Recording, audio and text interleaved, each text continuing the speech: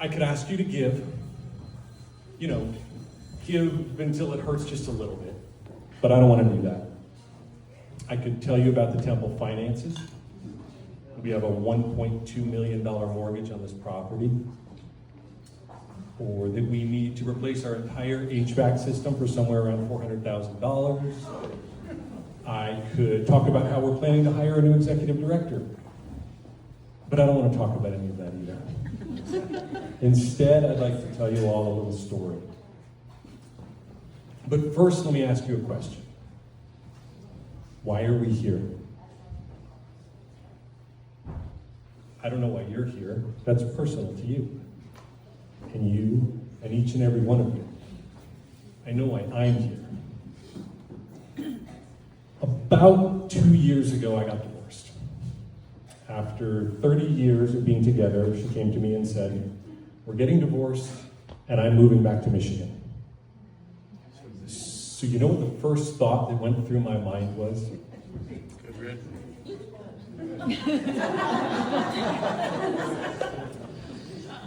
Well, let me tell you first, about 2 months prior, we bought her a new car.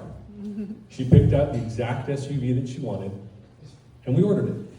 So when she told me, "We're getting divorced and I'm moving back to Michigan," the very first thought that crossed my mind was, then why the heck did you just buy a front-wheel drive SUV? Not an appropriate thought, but strange what goes through your mind at certain times. My immediate second thought was, I am going to need help with this. I had my friends and family for sure,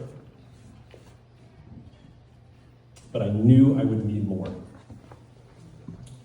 I wanted to find a support group. Now, this was at the tail end of COVID, so when I started looking around, they were scarce to non-existent, to say the least. Many of them only accepted females, because, men don't need help with anything. And a lot of them were only online. So I decided to start my own divorce support group. And I needed to find a location and someone to lead the group. I started calling around to local community centers, churches, and eventually I called CBT. I got the director at the time, Karen, on the phone, asked if CBT rented space, and she asked me what for, and I told her, and she said, "I'd like you to come in and talk with the rabbi." So I did. And I was sitting in the rabbi's office with the rabbi and Karen, telling them what I was looking to do and what I wanted. The rabbi asked me, "Tell me what your ideal support group would look like." And I said, "Well, probably be a small group, maybe me and 10 beautiful women." And I can dream. And after talking for a while, she said, "We are going to host your group here in our library, and Sue Boydock is going to lead the group for you." I didn't have words. I can't explain to you how I felt at that moment. So when Karen walked me out, I said, "How much do I write the check for? Because I want to join this community right now today." Everyone was so incredibly welcoming and compassionate to me that I felt like there was a reason I was brought to CBT. So since that first day, I have felt so grateful to be a part of this community. You see, CBT and you all were here for me when I needed support. CBT is here for us in so many different ways. Sometimes we need support in difficult times. Sometimes we want help to celebrate the good times. Major life events like births, b'nai mitzvahs, marriages, divorces, deaths, religious school for the kids,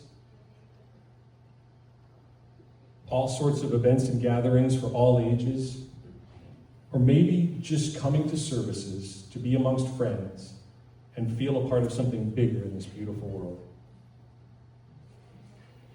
I've come to realize that CBT and this community are always here for each and every one of us, whenever and for whatever reason we need it to be. You may not need it every day or week or month. You may not even know exactly when you need it. But that's the beauty and simplicity of this community. We are always here, ready and waiting for you. So, why are you here? Why do I give so much of my time and money to this community and CBT? Because I've realized what CBT and you all mean to me.